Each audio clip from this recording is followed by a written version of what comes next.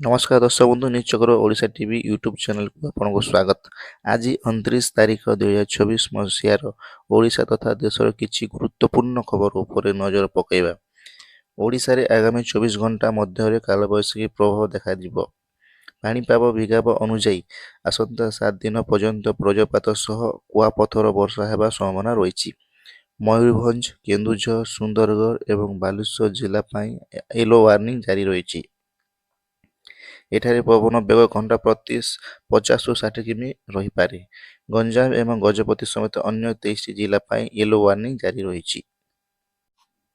ଆସନ୍ତା April 1ରୁ banking, railway ଏବଂ ଟିକସ ସମ୍ବନ୍ଧୀୟ 10ଟି ବଡ଼ ପରିବର୍ତ୍ତନ ଲାଗୁ ହେବ। ଏପ୍ରିଲ 1 ତାରିଖରୁ ସୁଭଦ୍ରା ପୋର୍ଟାଲ ପୁଣି ଖୋଲିବ। 21ରୁ 60 ବର୍ଷ ବୟସର ମହିଳାମାନେ ଆବେଦନ କରି 2ଟି କିସ୍ତି ମୋଟ 10,000 ଟଙ୍କା ପାଇପାରିବେ।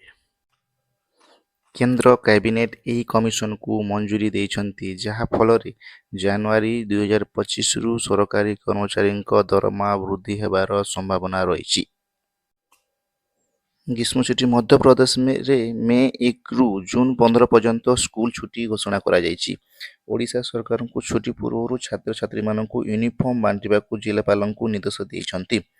ଯୁକ୍ତ 2 ରେଜଲ୍ଟ ଏପ୍ରିଲ 2 ତାରିଖରୁ ଖାତା ଦେଖା ଆରମ୍ଭ ହେବ ଏବଂ 45 ଦିନ ମଧ୍ୟରେ ଫଳ ପ୍ରକାଶ ପାଇବ। ରାସନ କାର୍ଡ ସୁବିଧା। ରାସନ କାର୍ଡ ବଣ୍ଟନର କୌଣସି ସମସ୍ୟା ଥିଲେ ଏବେ ହ୍ୱାଟ୍ସଆପ୍ ମାଧ୍ୟମରେ ଅଭିଯୋଗ କରିପାରିବେ। ରେଲୱେ ପର୍ବକ ଓଡ଼ିଶା ପାଇଁ ରେଲୱେ ବଜେଟ୍ 13 ଗୁଣା ବୃଦ୍ଧି କରାଯାଇଛି, ଯାହାଫଳରେ ଭିତ୍ତିଭୂମିର ବିକାଶ ତ୍ୱରାନ୍ୱିତ ହେବ।